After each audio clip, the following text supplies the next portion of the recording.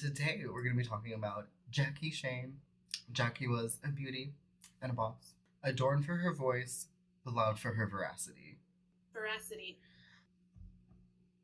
Veracity. I had to learn a new word to describe her because I didn't feel like any of the words in my current vocabulary were good enough to describe her. So I tried.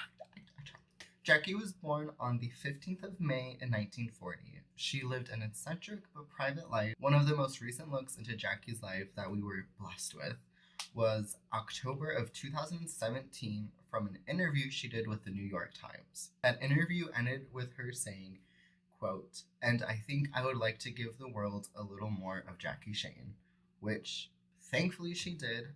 There's a handful of other interviews that she did after the New York Times one. There's also a documentary, like a movie documentary about her early life. Born in Nashville, Tennessee, she was a child that had more backbone than most adults I know today. She credits her womannerisms. Isn't that cute?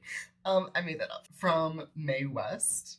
At the age of 5, she would wear her grandmother's heels and dresses, her mother's makeup, and strut around the house and walk up and down the neighborhood streets. She said this would get a smile and a laugh out of her mother. She grew her hair out and publicly wore makeup and clothing often identified with femininity. She credits her mother and grandmother with teaching her that she deserved respect from an early age.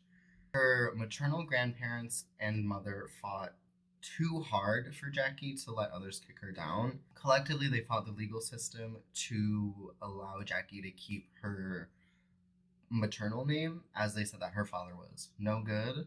So it's no question that her family would continue to fight for her and fight for her autonomy throughout her life. Jackie says she told them she was a woman at an early age and they always supported her, with close friends and family using female pronouns for her throughout her whole life. I do want to say I wasn't able to watch the full interview or the full documentary. I do know that there's a clip in the trailer of the family members they interviewed for the documentary that said they weren't aware of who she was most of their life.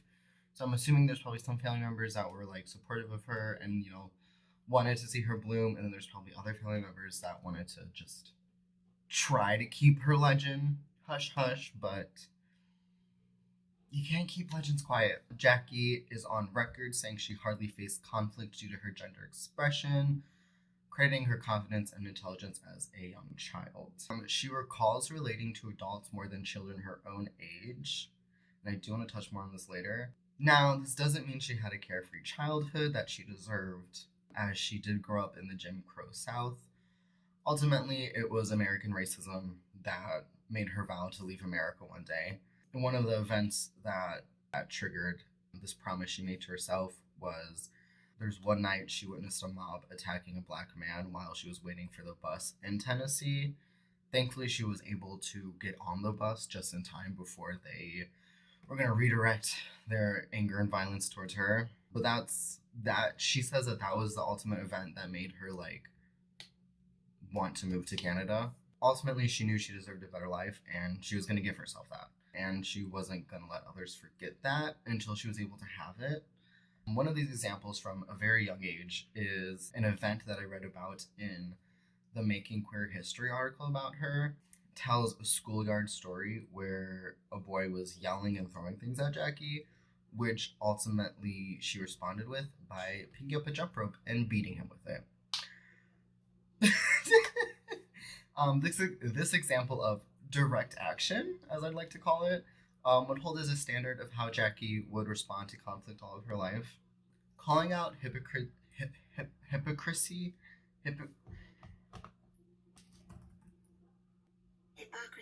Hypocrisy. Hypocrisy. Oh wow, I learned a new word today. I thought it was hypocrite. Whatever. Good old American Catholic school, shining bright.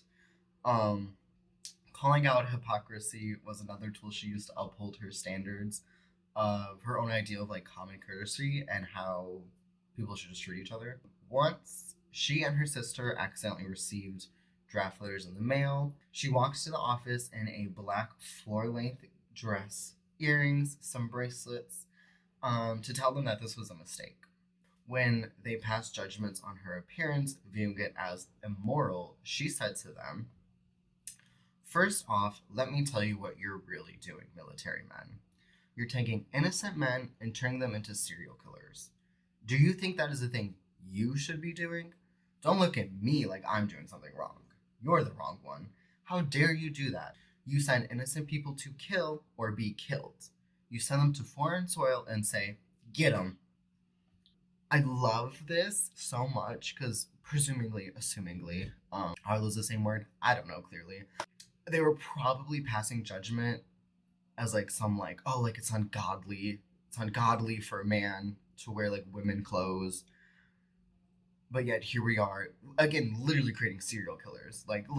Listen, when I went to Catholic school, I was taught "Thou shalt not kill" was in the 10th Commandments, not "Thou shalt not wear a dress." Now let's move on to her singing career. Her singing career started around age 7 when she joined the church choir. However, she insisted on leaving the church before the priest uttered even one word, because she had no interest in what he was saying. So, at the age of 15, Little Richard and the Upsetters were in Nashville, Tennessee, and a local Nashville singer, David Bryant, introduced Jackie to Little Richard and the Upsetters. And while she was hanging out with them, she, sat behind the drums and did a little beat, and according to Jackie, the drums in the songs "Slippin' and Slidin' and Rip It Up" are of her. They're her beat. And then I also have this photo of Jackie and Little Richard. I don't know if this is from the same time. I don't know if she's 15 in this photo, but yeah. Performing regularly in Nashville led her to forming a trio with Louis Lavelle and Last Monday. They played at fairs and were on radio shows, eventually crossing paths with R&B performers such as Larry Williams, Big Maybelle, Gatemouth Brown, Little Willie John, and Joe Tex. Though she wasn't signed to any record labels, she worked with Excello Records, Motown, and Atlantic Records. She turned down signing with them because she was aware of how record labels could manipulate artists. Good call. She's not wrong. She's always right, is what I'm learning from this. Next adventure in the late 1950s would take her to Canada, keeping her promise to her young self to escape the Jim Crow South. She arrived in Cornwall, Ontario, where she said she felt free for the first time.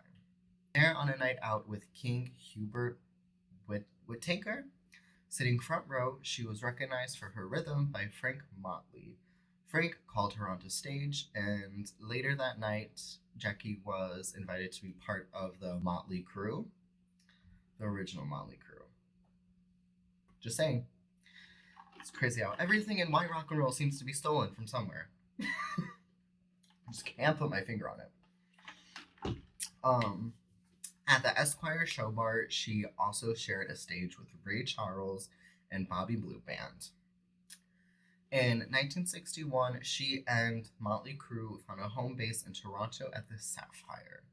When being interviewed about this time, she recalls the Toronto police calling them creatures of the force, saying they were gay and would drool when they saw her in a car full of men. The police would pull her over and try to get the men to say that she was soliciting, but the men would stand up for her and themselves, saying, "You're wrong, we're with Jackie because we want to be." She believed this probably amplified their jealousy. Her relationship with Frank eventually came to an end when Frank tried to make a move on Jackie. When Jackie rejected him, he pulled a knife out on her. She spoke publicly on this while performing. I'm going to let the audio play. I do want to say, while reading about her, it seemed that this was not like a one and done occurrence. With Frank it was, but or both from what I know. But it seems that there was a handful of incidents where men would like make a move on Jackie and she'd be like, "No, like I'm good," and they'd be like, so men haven't changed at all since the 60s apparently. Anyways, yeah, here's the audio for it. You know, it got kind of cool for me when I came up here last fall. And I made it on back. I caught me a jet and went back out to the west coast to my beach bungalow. Frank Motley was calling every other day. I was sitting out there on the beach just as the sun went down. Well, I'm no square. I got mine. You know, God bless the child that's got his own. And I got so much of my own. You know, I'm taking care of business, Tony. Everywhere I go, you know what? This is the closest to Jesus Christ some of you will ever get. You should travel with me, baby. You think Jesus Christ had come down and walked this earth again. The multitude that follows me is so great because they know I go along handing out soul blessings, satisfying souls, but I don't satisfy nobody that's a square. You know, you got to know that I need some money and we can get along. Hi, editing Lucas here. As I was looking for photos to put over this audio, I was reading the back of the album, and it says something. I can't. My laptop won't let me pull it up at the same time, but it says something along the lines of like, oh, like after shows, Jackie likes to go out and get chicken, but you never really know what you're gonna get. And she mentions like chicken a lot in her things, and now I'm kind of wondering, like, seeing it like in those quotations, like, is that queer coded? Is that queer coded? I don't know. If I could watch a documentary, maybe I would know. Going back to the early 1960s, Jackie opened for Etta James. Etta was so impressed by Shane's opening performance that when she went on stage, she told the crowd, "If I had known what Jackie does, I would have gone on first." Around this time, she also opened for Marvin Gaye and The Temptations. As glorious as touring around states and countries can be, this moving may have doubled as a survival technique.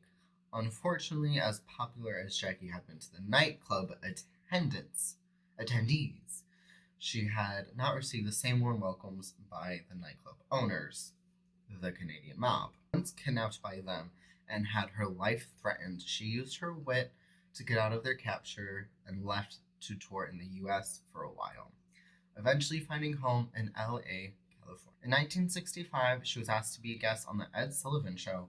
However, she turned it down due to them requiring her to present as male. When asked about her gender identity, Jackie would either dodge them or avoid answering directly. However, later on, Jackie told Rob Bauman, in his essay on her life, "I could not be anyone else if I tried. It would be the most ridiculous thing in the world for me to try to be a male." Her final studio singles were A Cruel, Cruel World and New Way of Loving, released in 1970. She was then asked to be part of a band, Funkadelic, which she turned down because this was also around the time she had to make the hard decision to move back to Nashville and to be a caregiver for her mother. Jackie faded from the public eye in the late 70s. A few people and record labels reached out to her until the 90s, where rumors of her death started circling. It wasn't until 2017 when Jackie stepped back in the spotlight, releasing a single, Any Other Way, and officially coming out as a trans woman in the earlier mentioned New York Times article. And then later in a Vice interview, she left us with even more words of wisdom when asked about growing up trans in the South and asked about the current climate around LGBT. I'm just going to read off a few quotes from her from the interview that I loved. And again, please go read this interview for yourself. Leave other people alone in the way that they live their lives that you don't understand. If you really want to know those people, trans people, come to them in friendship. Sit down and let them tell you what their lives are like.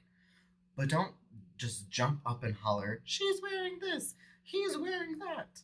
Sit down with a transgender person and let them tell you what their life is like. Sit down with a gay person and let them tell you what life is like for them.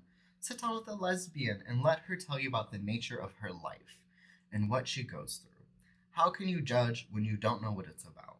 Another quote, "This is what we're up against as transgender and gay and what have you. People who are following the leader. They're not thinking for themselves. It's like, let me explain something to you. I went through it, a part of it. This country allowed the most evil practice in this world, enslaving people. So therefore, I don't jump in when they say this, that, and the other, because I know how wrong they can be." That's fair. The same country that allowed slavery, we're gonna let them tell us what's moral and what's not moral. I'm just saying, she's got a good point. Another quote: when you're different, people are not sure how to approach you. So what I've done is love them first. I had to. There is a few more quotes I'd like to read. It's just so good, and I just think we need to know.